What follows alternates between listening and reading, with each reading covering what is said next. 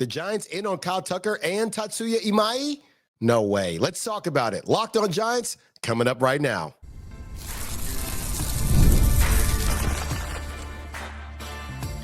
You are Locked On Giants, your daily San Francisco Giants podcast. Part of the Locked On Podcast Network, your team every day.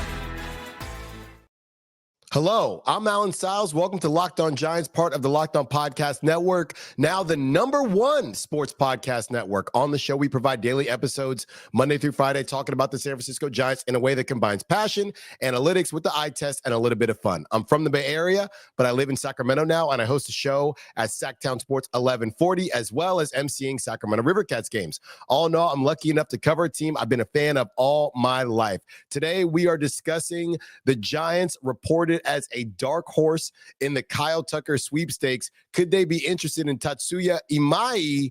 And should they be taking calls in the other direction on some of their veterans? Today's episode is brought to you by Game Time. Download the Game Time app, create an account, and use code LOCKEDONMLB for $20 off your first purchase. So Bob Nightengale, who is one of the biggest names when it comes to baseball media and breaking news stories, things of that nature, he put out an article not too long ago, and he had this to say as it pertains to Kyle Tucker.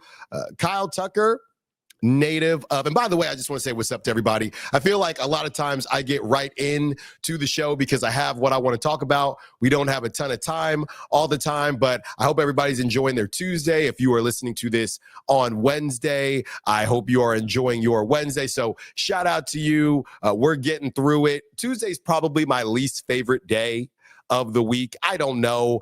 Monday, you're still talking about what happened over the weekend. Wednesday, you're halfway through. I don't know. I've always kind of had a problem with Tuesday, but hopefully your Tuesday is going well, and hopefully the Locked On Giants podcast can help you through it. So this is what Bob Nightengale had to say. Tucker, a native of Tampa, will sign with the Yankees, Toronto Blue Jays, or Los Angeles Dodgers. That is what a lot of GMs are predicting. Surprise, surprise. These are three of the biggest spenders in the game. The San Francisco Giants are a dark horse, but considering they still owe Rafael Devers $250 million, are in the second year of a 7-year, $182 million contract with Willy Adames, and the second year of a 6-year, $151 million contract extension with Matt Chapman. There's only so many 9-figure contracts the Giants can seemingly afford. They are paying $137 million alone to their top 6 players next year: Devers, Chapman, Adames, Robbie Ray, Logan Webb, and Jung Hoo Lee. And don't forget, they are paying a record $10.5 million in salaries for a manager in 2026, $4 million to fired Bob Melvin, $3.5 million to new manager Tony Vitello, and $3 million to Tennessee for Vitello's buyout. So that's the $10.5 million right there. That sounds insane. Can I just say that? That sounds crazy. That was one of the first times I've read the Giants transactions kind of out loud like that. That sounds crazy. Literally crazy. So I get it. It's not our money, and they got it. I always joke about the crab sandwiches, and you can Uber Eats your crab sandwiches now. It's actually insane. I did it just because we didn't feel like getting up. But we know they make a lot of money. We understand that. That's still crazy, though. And I know that the taxes and the salary caps, there is no salary cap. The rules in baseball, much, much more lax than in the NBA or in the NFL. But there still is a limit that every team seems to have, which is why, like I said, we're not saying that L word, okay? And somebody asked me what it was. They DM me on Instagram. It's not a bad word. It's just a name that we don't want to put into the atmosphere as far as a word that kind of highlights that the Giants, let alone Major League Baseball in general, would not be playing. So we are not going to say that word. But with that being said, that is a lot of money.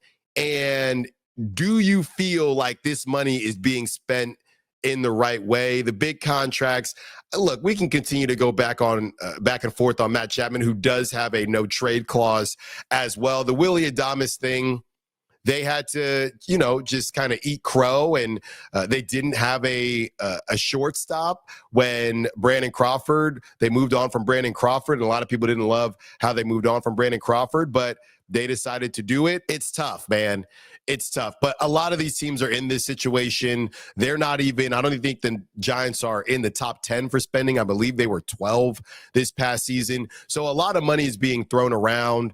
And the Matt Chapman thing, we know how good he is defensively. Obviously, like I just said, Willie was Willie, and the pitching staff is the pitching staff. As far as Jung Hoo Lee is concerned, there are some numbers we're going to get into with Jung Hoo Lee later on this week. But yeah, because a lot of people think I'm too hard on Jung Hoo Lee. But yeah, you say that out loud, and I would be very surprised. I mean, the darkest of dark horses when it comes to Kyle Tucker and the Giants, I just don't see them. I mean, he's projected at a 10-year deal at about 27, upwards of $27 million a year. To me, it's the 10 years that I don't think the Giants have an appetite for right now. They got too many of these big contracts, and Johnson, who had been doing his kind of media tour, if you will, he said there's only so many of these big contracts we can take on, and they already have a couple that they're not even far into, right? It'd be one thing if maybe they were on the other side of some of these deals. They're just getting warmed up. So Bob Nightengale, obviously, he's well-sourced and well-versed on all things Giants. I don't see how the Giants would be able to stomach it. Again, not my money, but just based on what the Giants have told us, I don't even necessarily see them going after Cody Bellinger, right? But that seems a little bit more realistic. It's only 6 years, a little bit less money yearly as well. But yeah, 10 years and that huge price tag on Kyle Tucker. And Kyle Tucker, we talked about it last week. He sold 25 bags last season. He does everything really well. He's not necessarily one of these elite of elite tool guys when it comes to his bat speed, and that's going to decline over the years. So look, you would lock up your right field for the next 10 years, but I just think there are a couple different directions the Giants could go, and you hope that, maybe if you were the Dodgers and the Dodgers are on that list, if you're the Dodgers, you want to spend like the Dodgers, and Greg Johnson even said everybody can't spend like the Dodgers. So I don't expect the Giants to spend like the Dodgers, but who knows? That's why Bob Nightingale said a dark horse. Maybe they decide this is the direction they want to go. They let Casey Schmidt rock at second base, and you rock and roll from there. But if Kyle Tucker's getting that money, unless they are going to go on a historic spending spree, where does that money go for a starting pitcher, which we know they need, as well as some bullpen help as well? On the other side, interest in Tatsuya Imai, who will be available as we talk about the starting pitchers. Should the Giants go after him, or is it too much of a risk? Don't move. More Locked On Giants coming up. The NFL season is back, and honestly, there's nothing better than being in the stadium surrounded by fans cheering on your team. But let's be honest, getting tickets can be a hassle. Between queues, login screens, and prices jumping at checkout, it's frustrating. That's why I use Game Time, the app that gives the advantage back to fans. Game Time is fast, easy, and backed by the Game Time guarantee. You'll always get 100% authentic tickets delivered on time and at the best price. Plus, all fees are included, so the price you see is the price you pay. I pulled up Game Time, and in just a couple taps, I saw amazing deals. I'm talking about your favorite NFL games as low as $100. The app made it super simple. I could even see the exact view of my seat before buying. I love zone deals. Pick the section, Game Time picks the seats, and you save big. Honestly, it's faster, cheaper, and less stressful than any other way I've bought tickets. Download the Game Time app, create an account, and use code LOCKEDONMLB for $20 off your first purchase. Terms apply. Again, that's promo code LOCKEDONMLB for $20 off. Swipe, tap, ticket. Go download Game Time today. Thank you for making Locked On Giants your first listen of the day, and thank you for making Locked On the #1 sports podcast network. All righty, there is a name out here that has been floating around. His name is Tatsuya Imai, and he is going to be available for the Giants and any other Major League Baseball team that is interested in him. This is the breakdown from The Athletic. Imai is an undersized, listed at 5'11", 154 pounds. That's crazy. Right-handed starter from Saitama Seibu Lions, who is expected to be posted this offseason. He sits in the mid-90s with his fastball, but can reach the high 90s when he needs it. His best secondary pitch is a wipeout slider, and he mixes in a changeup, splitter, curveball, and sinker. A two-time All-Star in Japan, Imai posted a 1.92 ERA in 163 and two-thirds innings this season. Despite his slight build, he's been durable and profiles in MLB as a mid-rotation innings eater who can keep hitters guessing. So he's 27 years old. He is projected at a 7-year, $154 million contract. That comes up to an AAV of $22 million a year, which, again, might seem too aggressive for the Giants, but all of these guys that we're going to talk about, they're above that $100 million mark. You know, Dylan Cease, Framber Valdez. So if the Giants want to add a hardcore starting pitcher as their identity says that they should, this is the direction you would expect them to go in, even if the word that they're putting out is that they don't want to cross over that $100 million threshold. So they don't have to, but it comes off as if you're piecemealing this thing together, and every couple of years you're going to need somebody, which is what they're saying. I'm going to be honest with you. I just don't know if I believe them yet. I don't know if I believe them. I think there might be a little bit of gamesmanship. I think there might be a little bit of, hey, let's not tell everybody what we're doing. They've gotten burned from that in the past. Other teams have gotten burned from that in the past. If everybody thinks that the Giants are looking for 2-year, 3-year type guys that they might not be in on, that's part of it. Now, again, the Giants can't add Valdez and Imai and add that to their pocketbook. I'm not suggesting that, but to not bring in anyone, that doesn't make a ton of sense to me as far as just solidifying that rotation a little bit. I love what Landon Roop has done. Obviously, he was injured, and you got Robbie Ray. That was his first full season coming off Tommy John. You liked what you saw, and Logan Webb is a dog. He's the workhorse of that staff. But after that, it gets a little thin. So if you want to be able to keep the bats from not just LA, but from San Diego, if you want to keep those bats at bay, you have to load up here. And some of the other names that we'll talk about, some of the elder statesmen when it comes to the pitchers, that's cool for that 5th rotation spot. But for the 4th rotation spot, or you bump that whoever you get in the offseason up, and then you drop Landon Roop down, who we're still trying to see who he is. I'm just not sure what we're even talking about here, right? The idea of not doing that. Essentially, you tried whatever they're talking about right now. You kind of tried, and I don't know if they would count Verlander there or not, but they went into this season and they had some young guys that they felt good about. It didn't work. There was injuries involved too, but it didn't really work. And you got your hit with Landon Roop. Sometimes guys don't hit. And by the way, they were able to bring in a pitcher who finished in single A last season for the DFA'd Mason Black. So we'll have more information on you for that. But you can't just sit there and literally just say one thing and do another.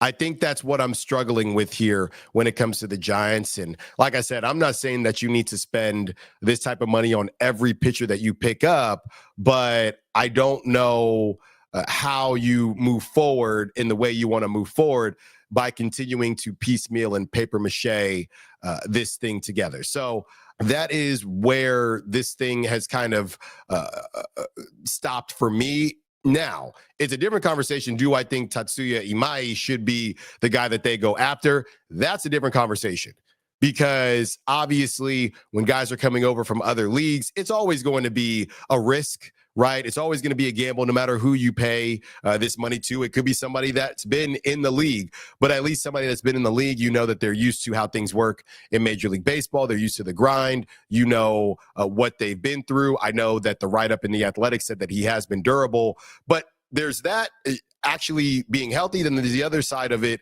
where it's Major League Baseball is the highest level of baseball. Do we think that it's going to translate? We've seen hits and we've seen misses. If you are going to pay that money, do you want to pay it on a gamble? Sometimes it works out for you. Yamamoto looked pretty good. Sometimes it works out for you, but we've seen other situations where it hasn't. So we can look at both sides of the coin and where the Giants can learn from some of the things that the league has taught them, and where they can say, hey, this doesn't seem like something that we want to approach. The bottom line is this: the Giants need at least one more starting pitcher.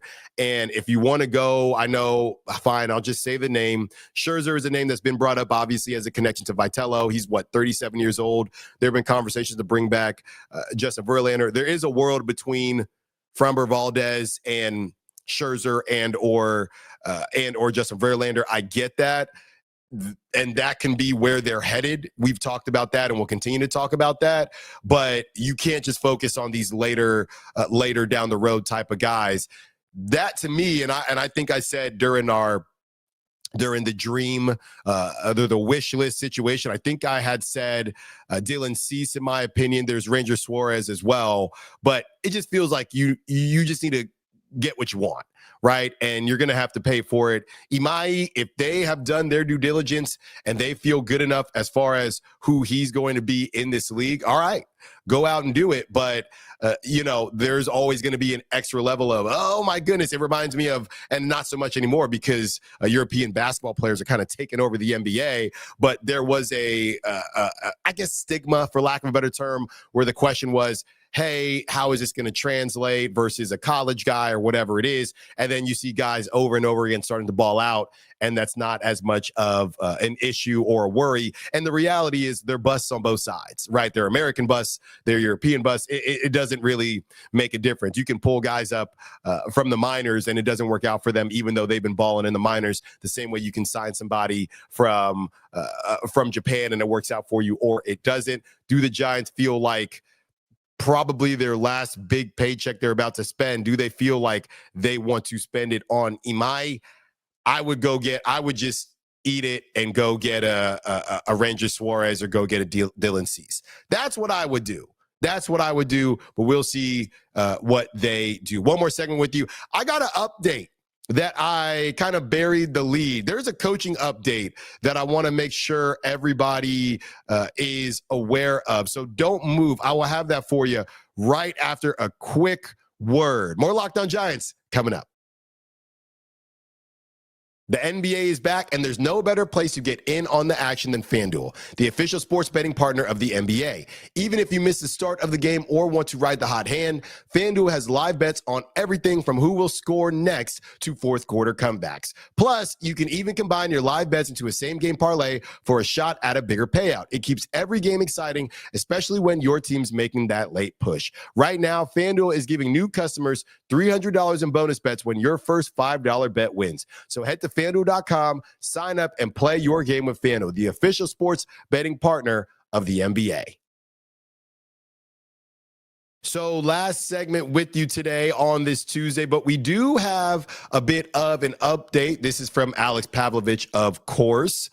At the GM meetings, Buster Posey said assistant hitting coach Oscar Bernard and quality control coach Tyra Umatsu will definitely be back. Mark Hallberg may be back, but he has been popular with other teams. If you remember, Mark Hallberg was a name that people thought would be available to become the manager, and then the Giants said that they were not going with somebody internal. Posey said they're, quote, close to finalizing deals with new coaches. Now, somebody asked Pavs, WOTUS update, sorry if I missed it.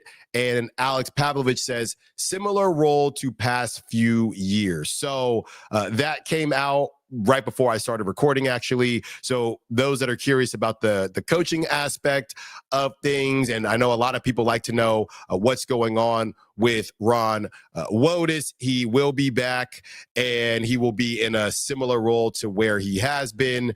But Mark Hallberg doesn't, I'm be honest with you, sounds like they're preparing for him to move on elsewhere. And hey, he had an opportunity, or he felt like maybe he should have had an opportunity to get the manager position. So I don't knock him for it if he thinks he needs to get into another pipeline. Taira Umatsu will definitely be back, as well as assistant hitting coach Oscar Bernard. Now, I don't know what that means as far as the hitting coach that they bring in. Are they going to promote Oscar Bernard? Are they going to bring in somebody else? I think that would be kind of interesting, right? To keep the assistant and then bring in a new head when you moved on from the assistant's former head. I think that would be a bit fascinating, but that's what the Giants have been doing. Fascinating stuff all off season. So I wanted to make sure that I got that information out there to you. Last but not least, I've seen some people curious, as we mentioned, all the crazy amounts of money that the Giants are spending, and not in total, but just with specific players. And should they be taking calls in the other direction? If there is a team interested in a Willy Adames, if there is a team interested in Matt Chapman, who Matt Chapman has a no trade clause, but some of these bigger names, and yeah, some of the pitching that obviously you wouldn't think the Giants would, should the Giants take any calls in a different direction? Now, I think the easiest way to put this is the Giants in no way, shape, or form want to look like they're saying uncle. They are just now starting some of these big deals. I don't know that it's a crazy mistake to get off one of them, but it would be counterproductive to what they've been telling us. It would kind of feel like an oxymoron, right? Hey, we're in and we just got Tony Vitello, but now we're going to move one of our big money pieces. Now, the Elliot Ramoses of the world, I think, will be available. We said yesterday that Patrick Bailey may be available in some way, shape, or form, and that was really polarizing. Go check the comments on yesterday's show. A lot of people had a lot of things to say. Hey, don't get mad at me. I didn't put him up in trade talks. I'm just reporting on what happened and relaying what has gotten out. It wasn't me. I don't got a problem with Patrick Bailey. I like him, okay? So a lot of names will be thrown around. But, yeah, I just think it would be counterproductive right now. Right now. Now, could that change in the future based on how this next season goes? Because here's the thing. The Giants do have a nice group coming up that they feel good about, and we'll discuss who should be touchable and untouchable as far as the prospects are concerned. I'm really excited about that, to see how everybody feels about who they should be able to move on from and not be able to move on from. But as far as the big names are concerned, now's not the time. You bring in Tony Vitello. To be fair, I think Tony Vitello would have also done really well in a rebuild situation, but that isn't what this is. They're here to win. They're here to find a way to compete with the Dodgers. And to be honest, the Dodgers showed that they were human. They could not hit. They could not hit essentially all off season, right? Obviously, we saw what they did early on, but the Reds had no business being in the playoffs if the Giants or the Mets could have taken care of business. But you get to the World Series, and I know the Blue Jays, they spend a ton too. They're top 5, 6 in spending, but the Dodgers couldn't hit. So I'm going to be honest with you, looking at it as a missed opportunity, and we know that the Dodgers last season spent over $1 billion, but they could go out and get Kyle Tucker and say, you know what? We need more hitting. We didn't hit. We had issues. Maybe they don't necessarily want Kike Hernandez out there, even though Kike Hernandez has a lifetime contract with them or something that I just don't understand. Maybe they don't want that, but they could go out and get a Kyle Tucker. So you look at some of these moves that these teams are making and how you had an opportunity. I think that bodes well for the Giants to say, no, why would we take any calls on any of our big names? Even if we could get prospects, we think we can compete right now.